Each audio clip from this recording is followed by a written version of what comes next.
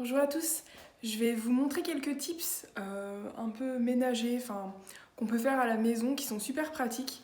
Il y a des choses que j'ai vues sur internet, il y a des choses dont on m'a parlé et je me dis que si vous connaissez pas déjà les astuces, de vous les transmettre, ça peut vous être utile. Donc c'est parti. La première chose, c'est pour reboucher les trous faits par des clous. Alors bien sûr, le mieux c'est de refaire du plâtre et de reboucher, mais si vous êtes comme moi et que vous changez souvent d'avis sur les endroits où vont les cadres et autres miroirs, eh bien vous avez des petits trous comme ça chez vous. Donc j'ai vu passer ça sur Instagram, vous avez juste besoin d'un bout de craie et en fait, quand vous crayonnez à l'intérieur, alors pas disparaître, mais franchement, de loin, on sait plus où c'est en fait. Donc c'est beaucoup plus discret qu'un autre trou, je vous en montre un autre ici. Hop, donc de loin on le voit quand même. C'est pas mal, franchement c'est pas mal du tout. Enfin un petit troisième. Donc sur ce mur il y avait 3 trous et maintenant on voit plus rien.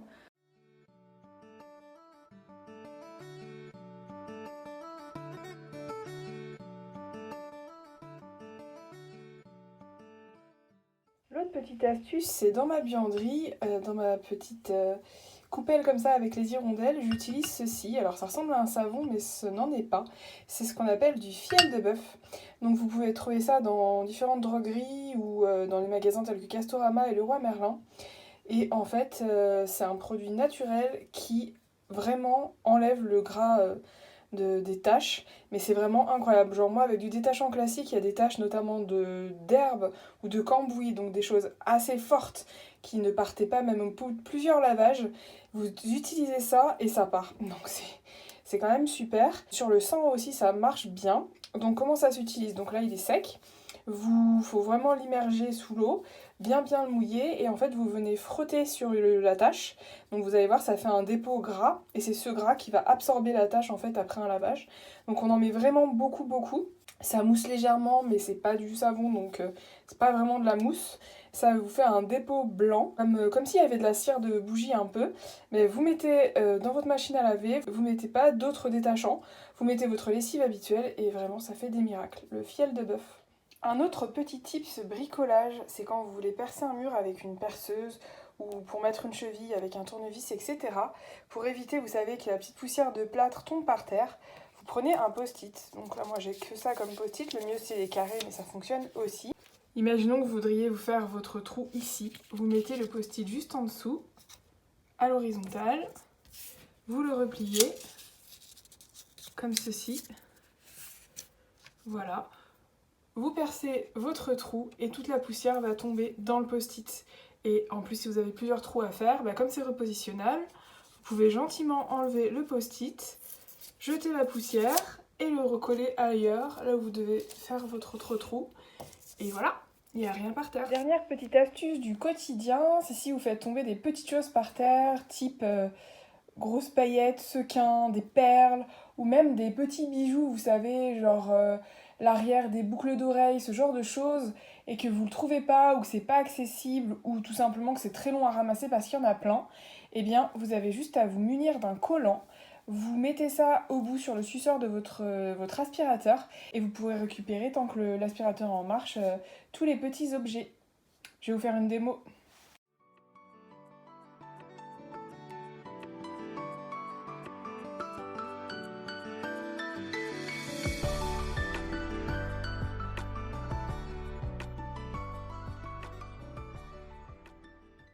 Voilà, c'était tout pour les tips. J'espère que ça vous aura intéressé.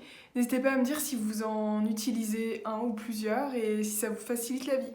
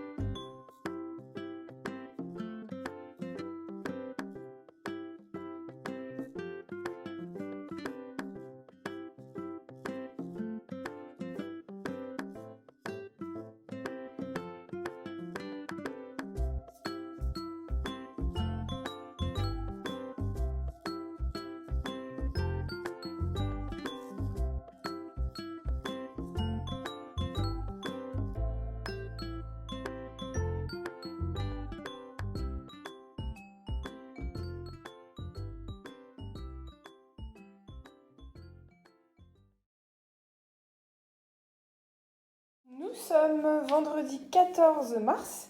Ce matin, j'ai été en centre-ville de Poitiers, j'ai été à Søstrandgren pour quelque chose de bien précis que je vous montre juste après. Et j'ai craqué pour ces serviettes en papier avec des cerises bleues. J'ai trouvé vraiment très joli et le format est assez inédit, elles sont très grandes. Donc j'ai trouvé ça assez chouette avec le printemps qui arrive. Et sinon, si vous avez suivi, vous avez regardé la vidéo sur le projet de la salle de bain, eh bien, je convoitais des petites patères en céramique que j'ai vues sur internet et je les ai trouvées au magasin Søstrandgren. J'étais contente parce que c'était marqué qu'il y en avait en stock, mais j'avais peur qu'il n'y en ait plus et il n'y en avait pas beaucoup. Après, les autres étaient bleus. Ça ressort pas forcément exactement comme ça en caméra.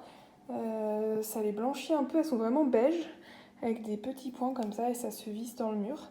Donc c'est hyper cool, ce sera pour mettre les serviettes pour les mains. Et sinon, là il est beaucoup plus tard, ça c'était ce matin, là il est 3h moins 20.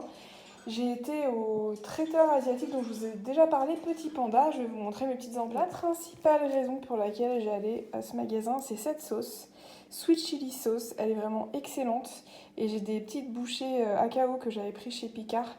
Donc ça va extrêmement bien avec. Donc c'est pour ça que j'y allais principalement, mais pas que. Je voulais des baguettes parce que j'ai déjà essayé de manger avec des baguettes. Mais c'est vrai que c'était pas une réussite, mais là ça fait plusieurs fois, comme je vous dis, on mange souvent asiatique, où j'ai très envie de manger avec des baguettes. Donc je me suis pris une paire en bois comme ça, je pense que c'est du bambou. Donc il y a un petit motif en haut ici. Et puis j'ai pris une paire pour mon mari, comme ça pas de jaloux. J'en ai pris une comme ça en bambou, mais plus foncée, un peu décorée. Voilà. Ce matin, j'avais été dans un magasin que j'aime beaucoup à Poitiers, mais le prix était le double et elle me plaisait pas forcément des masses. J'ai bien fait d'attendre et d'aller voir là-bas. J'en suis très contente. Et enfin, la dernière chose que j'ai pris, c'est des nougats chinois. Ça sera pour le goûter tout à l'heure, quand mon mari rentrera du travail. Et voilà pour mes emplettes du jour.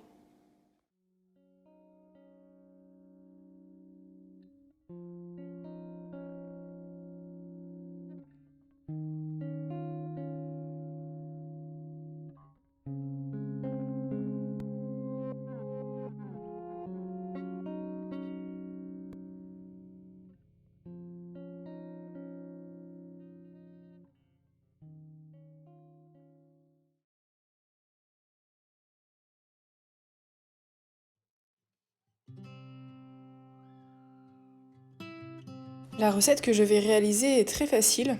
Je vais faire des chaussons non pas aux pommes mais aux poires.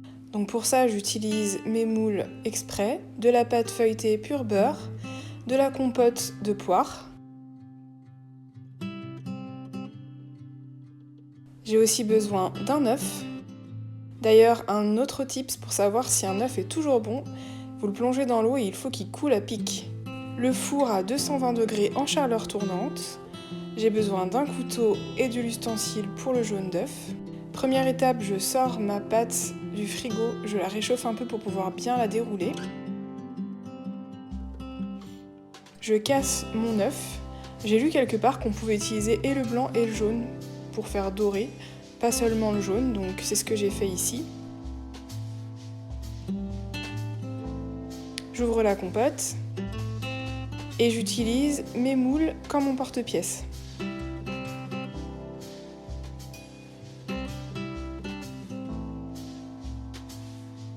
Ça fait des jolis cœurs bien nets, donc je recommence le processus.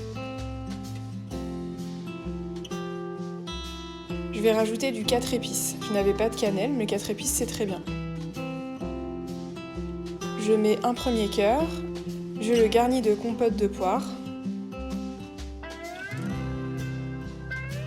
un petit peu de 4 épices, et je mets le deuxième cœur par-dessus. Ensuite, je presse mon moule, j'appuie bien, et le cœur est scellé. Je recommence l'opération autant de fois que nécessaire.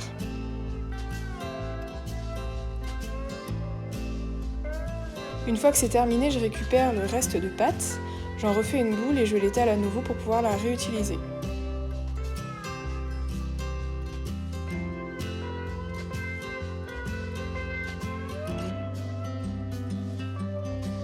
Je ne voulais pas ouvrir la deuxième compote, donc pour celui-ci, j'ai mis un peu de beurre de cacahuète à l'intérieur.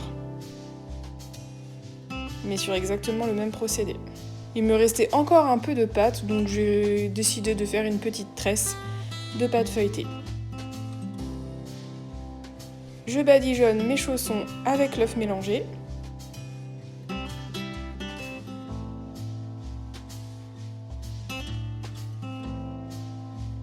Et direction le four. Et voilà ce que ça donne après cuisson. Ça sent très très bon dans la maison. Il n'y a plus qu'à déguster.